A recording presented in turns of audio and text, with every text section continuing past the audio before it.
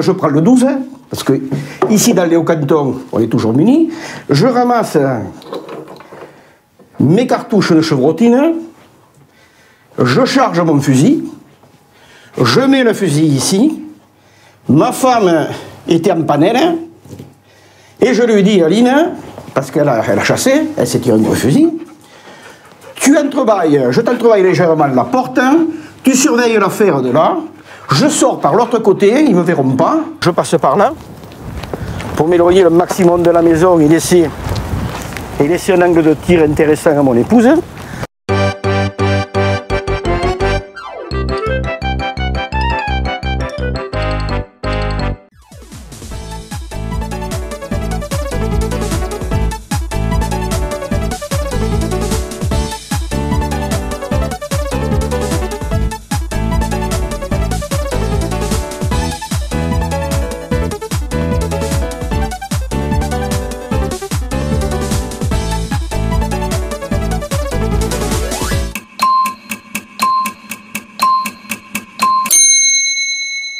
L'anarchie, c'est très simple, hein, tu le sais aussi bien comme moi. Hein. Tout détruire le plus vite possible. C'est... Hein, ça peut pas... Je peux pas être plus clair. Hein.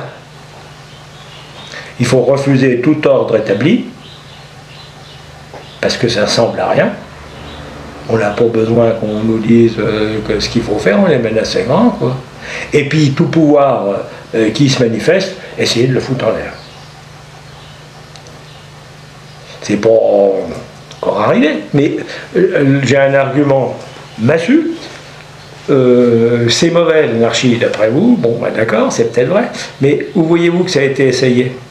Citez-moi donc un exemple. Je vais pas te dire ta bagnole c'est de la merde, j'ai jamais essayé.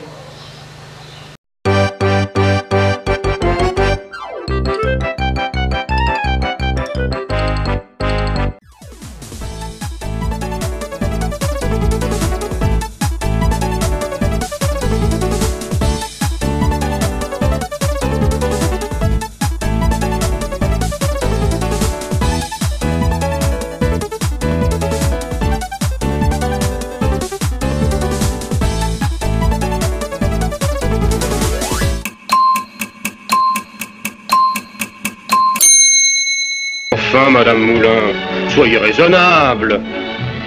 Un aérodrome, c'est une chose importante, une chose vitale. Vous direz à votre préfet et à votre général que ce sont mes terres et que c'est ma maison. Et mes petits-enfants continueront. Ils feront comme moi, ils y feront pousser du blé, pas des avions.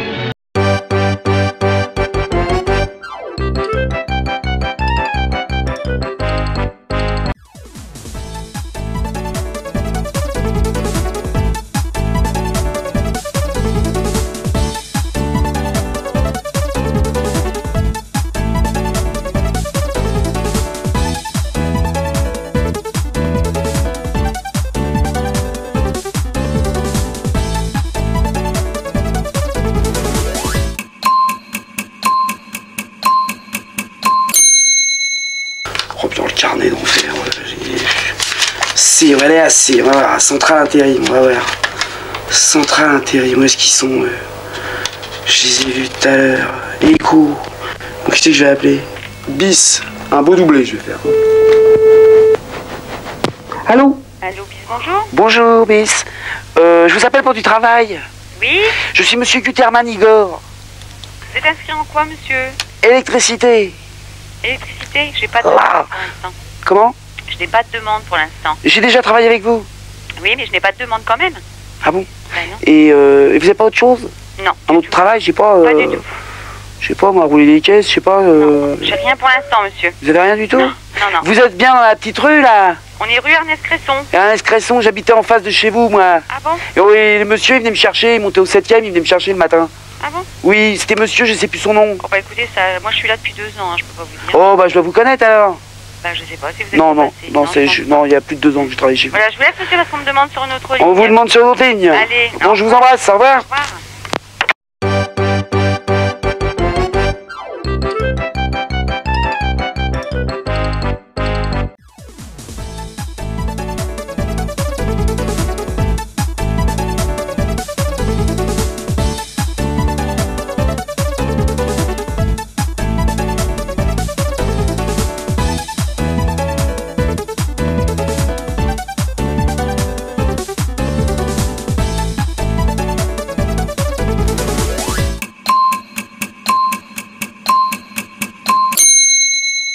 nous mettait au travail quand on était en vacances, qu'on n'allait pas à l'école.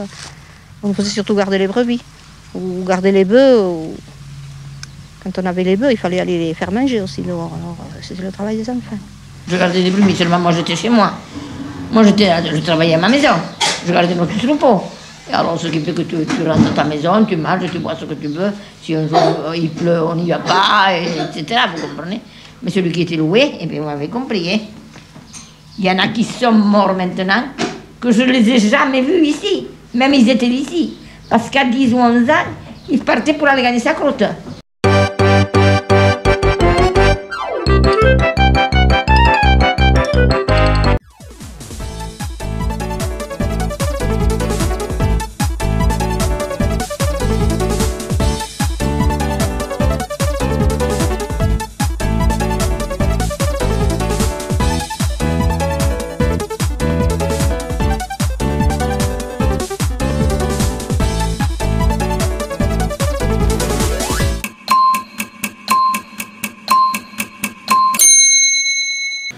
Je dis d'ailleurs de la même façon, très gentiment, pour qu'on m'entende, que je peux comprendre les inquiétudes et les protestations, mais que je ne peux pas accepter qu'on prenne en otage le travail de millions de Français qui ont le droit de trouver de l'essence dans des stations essence pour aller à leur travail ou pour vivre leur vie quotidienne. Je comprends parfaitement que tel ou tel soit opposé à notre projet de réforme des retraites. Je comprends parfaitement qu'on soit en grève. Je comprends. Tout ceci, ça fait partie des droits. Il n'y a pas lieu de s'en formaliser ou de le reprocher. Mais on n'a pas le droit de prendre en otage des gens qui n'y sont pour rien.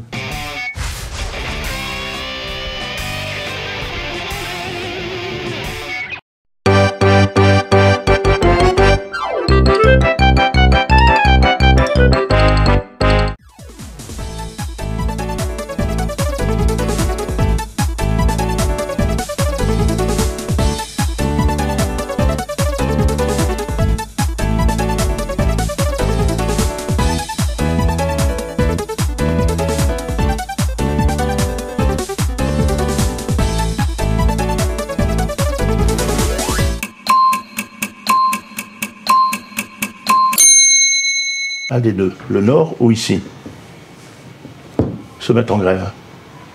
Comment on fait là? Dans la bonne période, tiens, comme par hasard. Comment on fait là? Ben, on est tous mal. Hein.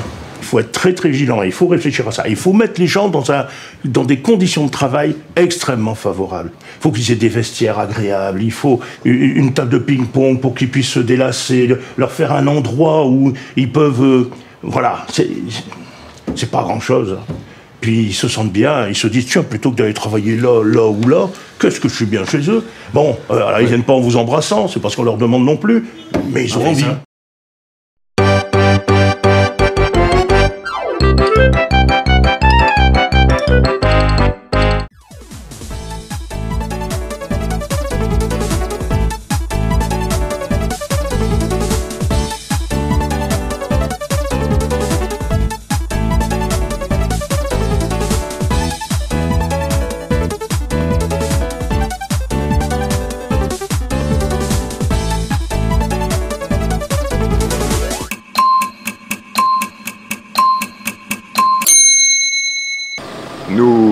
Nous lancerons quelques slogans en cours de route.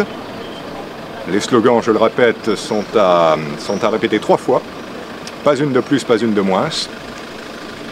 Afin d'éviter toute cacophonie intempestive. Le roi à Paris, abat la République. Le roi à Paris, abat la République.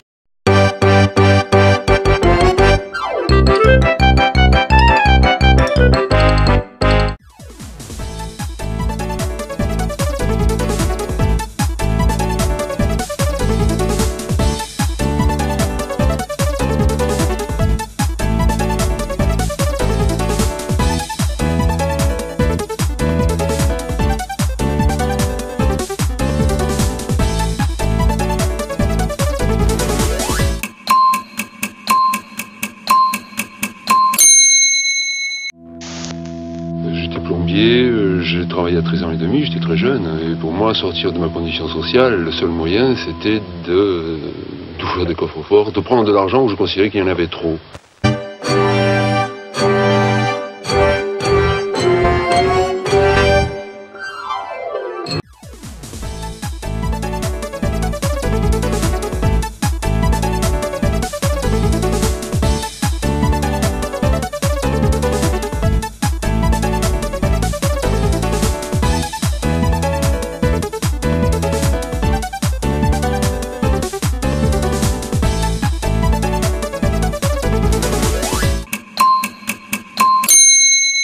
Now we try to remake this pelote because it is very old. As you see here, this is toy for a children gun, small gun. We take this powder and put it in our pelote here, in the small one here. So it will be like a new one after 74 or 73 years old. But who will get this pelote from me? I don't know. But to myself, I hope it will be Gaddafi's himself.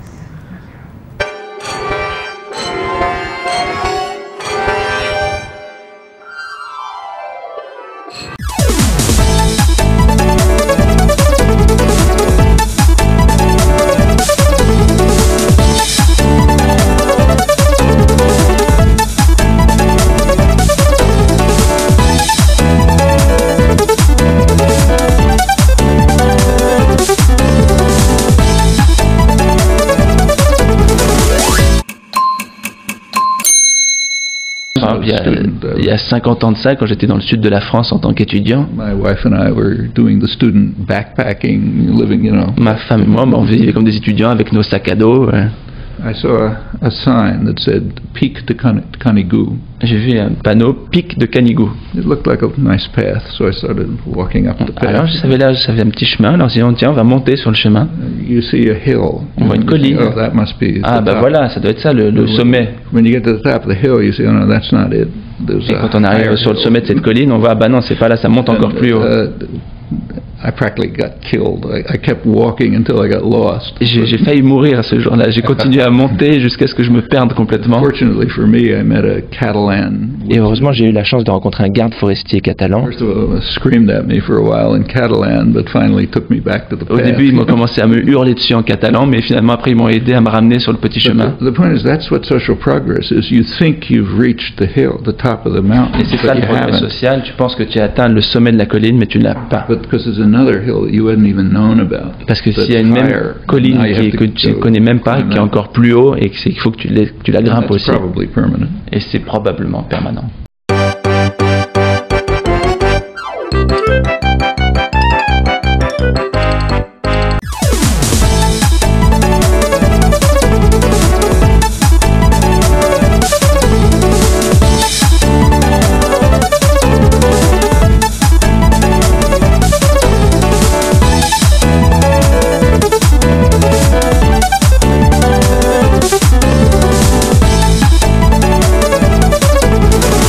Il était une fois un poisson, un poisson, un poisson. J'ai échappé belle. Papa, papa, papa, papa, papa, papa, papa, papa, passe-moi là, papa, papa, passe-moi là, passe-moi là, passe-moi là, papa, papa, papa, papa,